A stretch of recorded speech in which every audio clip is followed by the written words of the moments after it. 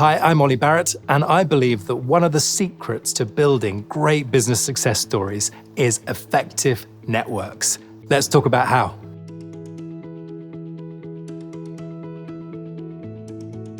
I think of myself as a serial co-founder. My honest confession is, on my own, I'm effectively useless. So my job is find brilliant people, team up with them, help them get what they need to start things. I think many people hate the word networking because it conjures up this idea of a hot, stuffy room, a glass of warm Chardonnay, a fistful of business cards, not quite sure why you're there, slightly wishing you weren't, and it sort of makes the heart sink. So I don't think of it like that at all. Let's forget that word networking and let's think about the concept of having an effective network. And what I mean by that is an amazing group of people around you that can support you, that you can support, and that you can have really uplifting interactions with throughout whatever job you're doing today, tomorrow, and for the next however many years. That's what effective networks are really all about. When you're running a business, you're quite rightly thinking about where the next opportunity is going to come from. And here's the secret. It will almost certainly come from another person. And that person will almost certainly be within your existing network. 99% of networking is about people we already know. That's why it's called a network. And then, of course, from time to time, you'll be meeting new people. So meeting someone for the first time is quite an exciting connection in terms of its potential. I think the one thing I'd encourage people to get away from is using the question, what do you do? First of all, immediately you're encouraging someone to talk about their job, which in many cases people don't necessarily enjoy. Secondly, it sometimes gives the impression that you really only care about them depending on what they do. So it can seem to be a bit judgmental. Instead, I'd use a practical tip like this. Ask them what's keeping them busy at the moment. And all of a sudden, you'll find them giving you answers like where they're planning on going on holiday or a passion project or a side hustle that they're working on. It starts to open up new doorways. And so if you're in the business world and you meet someone for the first time, forget their business card. Take an interest in them as a person. And in due course, you can find out what they do. Of course you can, but don't start with that. The idea that you go into a room full of people you don't know with a spring in your step just doesn't make sense to the vast majority of people. I confess, half the time I go out to an event and I don't even want to be there, and half the time I'm hosting it. So here's my tip about getting around that. Next time you go to an event, when you say a little something about yourself, tell the person you're speaking to a number of different things about yourself. So I might say, hi, I'm Oli. I'm here tonight because I know Carol, known her for quite a few years, but actually I play the piano, so I'm interested in the relationship between music and business. And I've just moved to London as well, so I'm really keen to meet new people. What you've done there is offer the person that you're meeting 4 or 5 different hooks, and the conversation can then go in lots of different ways. And notice that none of those hooks was what I do for my day job. So start offering those hooks and people will start to show you different sides of themselves and conversations go in much more interesting ways.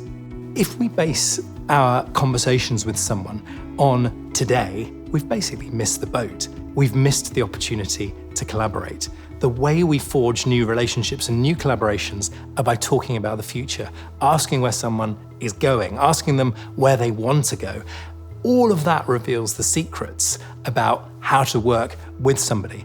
Great conversations tell you about someone's tomorrow, and that is the most interesting piece of any business conversation. I think there's a school of thought that says you must only meet people through a trusted introduction. You should never cold email, you should never cold call, and I just don't agree with that. Almost every venture that I've helped start has started with one of those long shots. People will ignore you. People will sometimes say no. Sometimes they say yes. When you're sending an email to someone, one of the key ingredients for me is enthusiasm, showing a real genuine interest in what somebody's doing. And not just, hey, I think you're brilliant, but draw attention to a specific thing that somebody's been working on. Because secretly, what someone's doing when they receive an email is they're thinking, is this really for me? Or is this a sort of email that's been sent to many, many people? Find out much more about them, something recent. You can use Google to search an update for the last week or the last day or the last month. And that really makes it so clear to the person receiving your note that this email has only been sent to them, not to 100 other people in the same position. You've got to establish trust very quickly when you write to someone. So use a name, a phrase, an organization title that they recognize. So you go from being someone they've never heard of to using language they recognize. Quickly within that first email, credibility. What can you say about your own journey so far that shows that you're not mucking around, you're not wasting their time? And then cut to the chase. What's this email about? Too many emails are simply too long, so keep it snappy. The way to make a long email look like a short email is put some more information under the signature and keep the top of the email nice and pithy, nice and short. 9 times out of 10, certainly when I'm starting something, the answer I get is nothing. I get completely ignored. It's tumbleweed. New beginnings for ventures have always come from writing more than once. And I think if you keep it polite, brief, you give them a sign that you're serious. So when you send those long shots, don't be afraid. Have a quiet confidence that people know how to say no and that sometimes they say yes. The thing to remember about how opportunities connect with people is that it's often not through the people we would most expect, our best friends, our family members, our housemates. In reality, it tends to be through people we don't know quite as well. That person we haven't seen for a few months, maybe slightly lost touch with. And I guess the lesson is, it pays to keep in touch with people. Think about 10 people that you've slightly lost touch with and reconnect with them. Don't be afraid to say, hey, I'm sorry it's been so long. I'd love to know your latest news. Find out what someone's been up to and drop them a note. I try to call people on their birthday. I make it just a really short call if I can. And it's actually wonderful how surprised they are to hear from you sometimes. It doesn't always need to lead to wonderful new ventures. It's just that simple process of checking in with someone, checking they're all right, and maybe finding out what they're up to.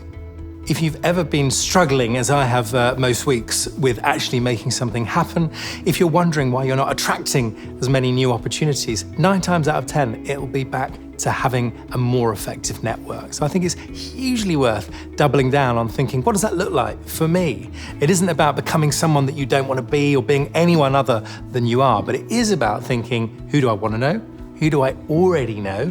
How can I help them? And sometimes, how can they help me? So let's think a bit about how to be more helpful, but also to share enough about ourselves and our journey that other people know how to help us and want to help us. That's really at the core of building an effective network.